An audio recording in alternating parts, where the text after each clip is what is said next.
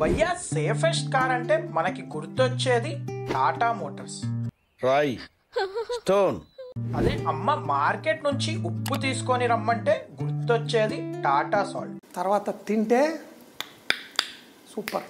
అదే నాన్న health is wealth early morning లేచి గ్రీన్ టీ తాగురా సోమరిపోతాడా అంటే గుర్తొచ్చేది టెట్లే.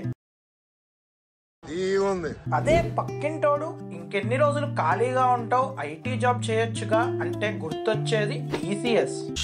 రామచంద్ర వీడు ఓరాక్షన్ భరించలేకపోతున్నాను రా. సో భయ్యా నమస్తే, welcome back to the channel. రండి, పర్షియా నుంచి వచ్చిన పార్సీ కుటుంబం ఒక ఇండియన్ నేషనల్ బ్రాండ్ గా ఎలా ఎదిగిందో చూద్దాం. ఓ ప్లానింగ్, ఓ పద్ధతి, ఓ విజన్ ఎలా ఉన్నారో చూడు.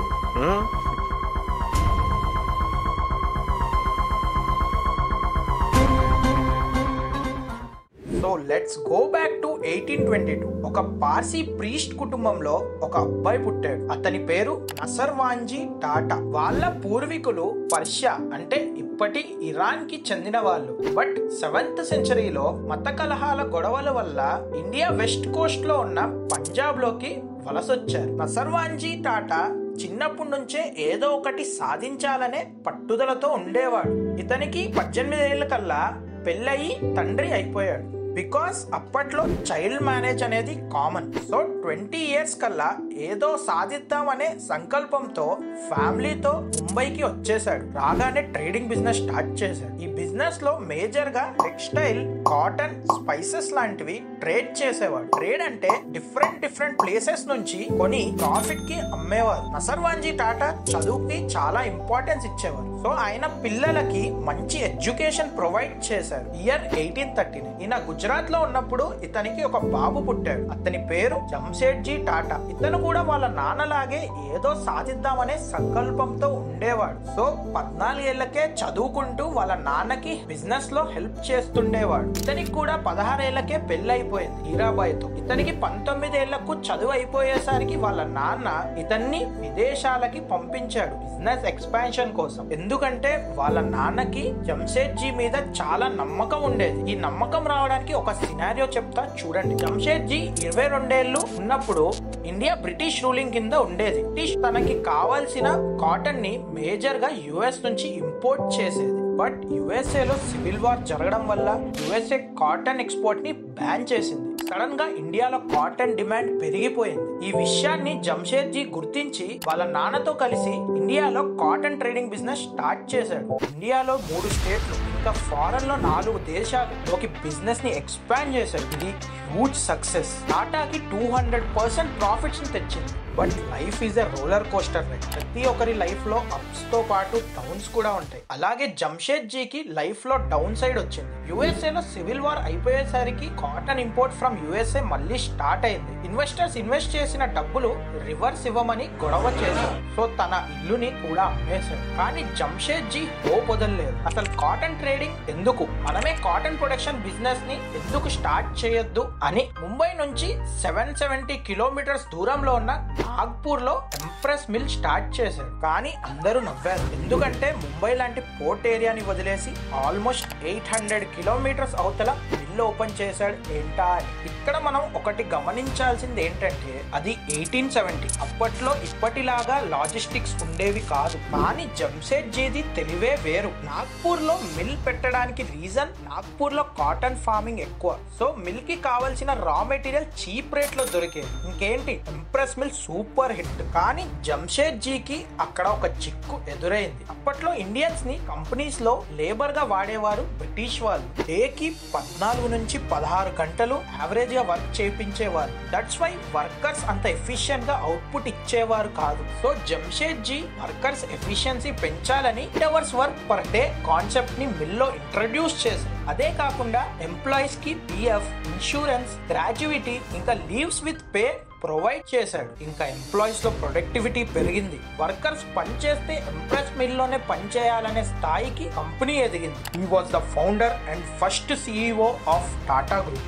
ఈ ప్రాజెక్ట్స్ తో ఆగకుండా first large scale iron works 1902లో ఇండియాస్ మోస్ట్ ప్రెస్టీజియస్ హోటల్ అయిన Taj Mahal palace hotel in Mumbai స్థాపించాడు. ఎందుకంటే అప్పట్లో స్టార్ హోటల్స్ లో ఒక బోర్డు ఉండేది, dogs and Indians are not allowed. ఈ విషయం జంషేద్జీని నొప్పించింది. So hotel with no discrimination స్థాపించాడు. ఒక నోటిసబుల్ ఫ్యాక్ట్ ఏంటంటే ఇది first Indian five star hotel with electricity. జంషేద్జీకి ఇవే కాకుండా చాలా డ్రీమ్స్ ఉండేవి, like hydro electric plant, world class educational institute, steel plant లాంటివి. బట్ 1904లో జంషేద్జీ టాటా మరణించారు. అప్పటికే ఈయనకి 3 పిల్లలు. సో కంపెనీ బాధ్యతలు పెద్ద కొడుకైన దొరాబ్జీ టాటా తీసుకున్నాడు. వాళ్ళ నాన్న డ్రీమ్ ప్రాజెక్ట్స్ ని నిజం చేయడమే లక్ష్యంగా పెట్టుకున్నాడు. 1907లో టాటా స్టీల్ ప్లాంట్ ని స్థాపించాడు. 1910 కల్లా ఇండియాస్ లార్జెస్ట్ స్టీల్ ప్రొడక్షన్ కంపెనీగా మార్చాడు. ఇయర్ 1914లో వరల్డ్ వార్ 1 స్టార్ట్ అయింది.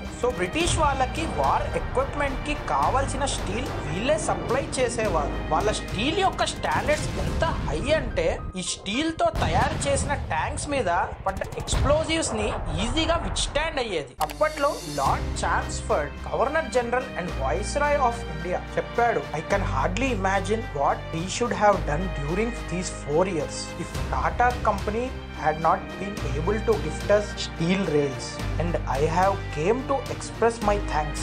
దీని బట్టి వీళ్ళ స్టీల్ యొక్క క్వాలిటీని మనం ఎస్టిమేట్ చేయొచ్చు. అదే కాకుండా వాళ్ళ నాన్న యొక్క కళ వరల్డ్ క్లాస్ ఎడ్యుకేషనల్ ఇన్స్టిట్యూట్ పెట్టాలని కోరికని 1909లో ఇండియన్ ఇన్స్టిట్యూట్ ఆఫ్ సైన్స్ ని స్థాపించాడు. ఇంకా 1911లో టాటా పవర్. అదే కాదండి, ఈయన రోల్ 1920లో జరిగిన ఒలింపిక్స్ లో కూడా ఉంది. దొరాబ్జీ గారు with the help of governor of Bombay George తో కలిసి ఒక టీం ని ఒలింపిక్స్ కి పంపించారు. ఎందుకంటే దొరాబ్జీ గారికి స్పోర్ట్స్ మీద చాలా ఇంట్రెస్ట్ ఉండేది. ఇయర్ 1931లో వీళ్ళ భార్య మెహర్బాయ్ బ్లడ్ క్యాన్సర్ వల్ల చనిపోయింది. అప్పట్లో క్యాన్సర్ మీద అంత అవేర్నెస్ ఉండేది కాదు. సో అవేర్నెస్ స్ప్రెడ్ చేయడానికి లేడీ మెమోరియల్ ట్రస్ట్ స్థాపించి క్యాన్సర్ రీసెర్చ్ ని ఎంకరేజ్ చేశాడు. ఏప్రిల్ 11th 1932 ఇంగ్లాండ్ లో వైఫ్ గ్రేవ్ ని విజిట్ చేయడానికి షిప్ లో స్టార్ట్ అయ్యి ఆన్ జూన్ 3rd 1932 జర్మనీలో చనిపోయారు. కట్ చేస్తే 1938 ఒక పైలట్ చైర్మన్ అయ్యాడు.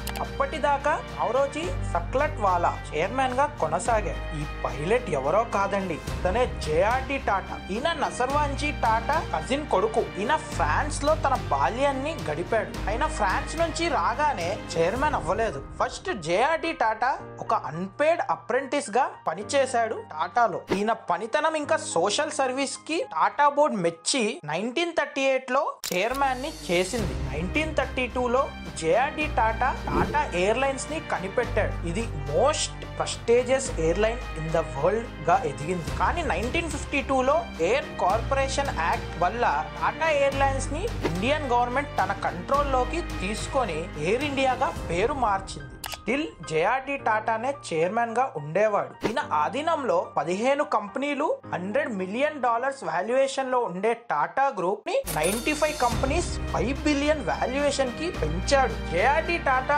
ఆధీనంలో స్థాపించిన మేజర్ కంపెనీస్ ఏంటంటే 1936లో Tata institute of social sciences, 1939లో టాటా కెమికల్స్. ఈ కంపెనీయే మనం ఇప్పుడు కొంటున్న టాటా సాల్ట్ ని లాంచ్ చేసింది. 1941లో Tata memorial hospital which is India's leading centre for cancer care today. 1945లో Tata motors and Tata locomotive and engineering company. 1954లో వోల్టాస్, 1968లో టీసీఎస్, 1984లో టైటాన్ ఇండస్ట్రీస్. బట్ 1991లో finance minister Manmohan Singh economic liberalisation act ని పాస్ చేశారు. అంటే ఫారెన్ కంపెనీస్ ఇండియాలోకి వచ్చి వాళ్ళ ప్లాంట్ పెట్టి బిజినెస్ స్టార్ట్ చేయొచ్చు. Because of this Tata down fall ని చూసింది. అప్పుడు టాటా గ్రూప్ రతన్ టాటాని చైర్మన్ గా చేశారు. రతన్ టాటా జంషేద్జీ వాళ్ళ మనవడు. రతన్ టాటా ఎంత కేపబుల్ తెలియాలంటే 1971 కి వెళ్ళాలి. అప్పట్లో నెల్కో అనేది రేడియోని మ్యానుఫ్యాక్చర్ చేసే కంపెనీ. దీని మార్కెట్ షేర్ 20% నుంచి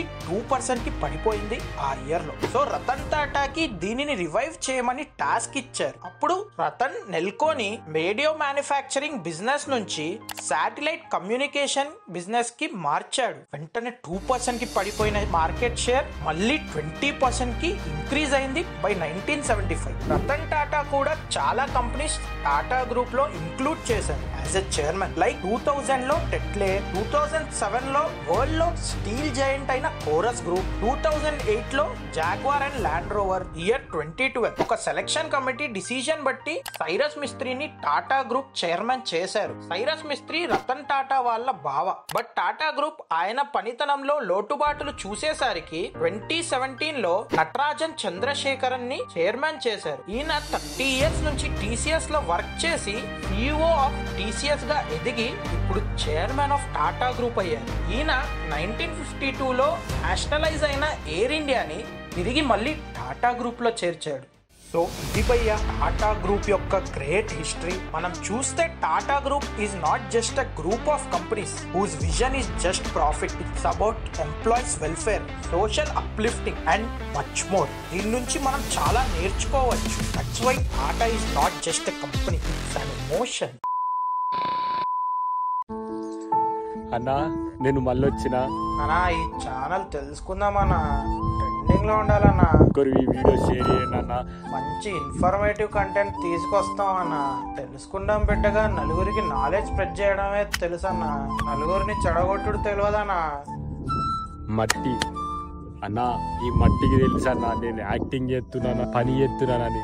ఈ లైక్ షేర్ చేస్తే వచ్చే ఆనందం ఎక్కడికి పోయినా రాదన్నా. అన్నా దయచేసి వీడియో మాత్రం షేర్ చేయండి అన్న. ఈసారి ఈ వీడియో ట్రెండింగ్ లో ఉండాలన్నా. ఖచ్చితంగా వీడియోలు షేర్ చేయండి అన్న. అన్న నేను అడుక్కుంటున్నాను అనుకోరు, ఏమని అనుకోరన్నా. దయచేసి వీడియోలు షేర్ చేయండి అన్న. మీరు ఎక్కడి నుంచి సపోర్ట్ చేస్తురో చిన్న కామెంట్, ఎక్కడి నుంచి అయితే షేర్ చేస్తురో చిన్న కామెంట్ అన్న. దయచేసి వీడియో మాత్రం షేర్ చేయడం మర్చిపోకండి. జై జవాన్. జై తెలుసుకుందాం. వాళ్ళు వచ్చిందంటే కెమెరా రామచంద్ర, వీడు ఓవర్ యాక్షన్ భరించలేకపోతున్నాను రా.